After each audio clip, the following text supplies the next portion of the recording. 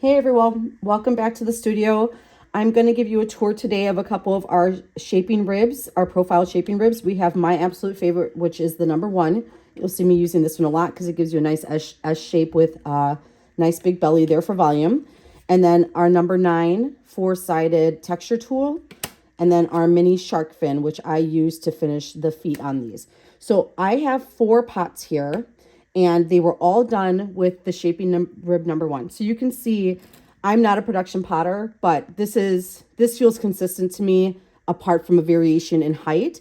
But for shape here, I'll tip them up so you can see the shape is extremely consistent because I used my shaping rib for these. Now, depending, this one is a little bit shorter. I use a little bit less clay for this, so you can see a difference between more clay and less clay.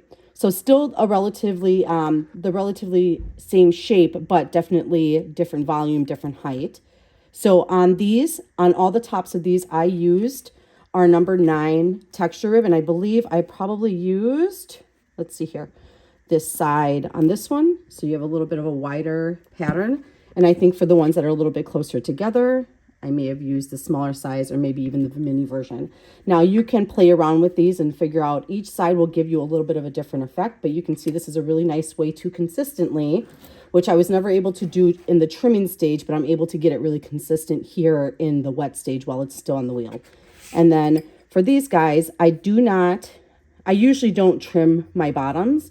I do add a little bit of my vine pattern, and I always take our mini shark fin to the bottom of these shapes to cut in a little bit of a foot there. This serves 2 purposes for me.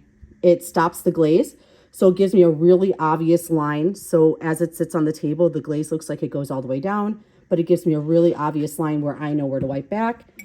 And then it also cuts in so the pot doesn't look so heavy sitting. Sometimes if you don't trim your bottoms, it can feel really heavy as it sits.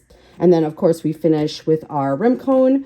We never promise perfection, but it definitely does help us keep things in the round or to bounce things back into the round. So here we have our shaping rib number 1. See the profile there?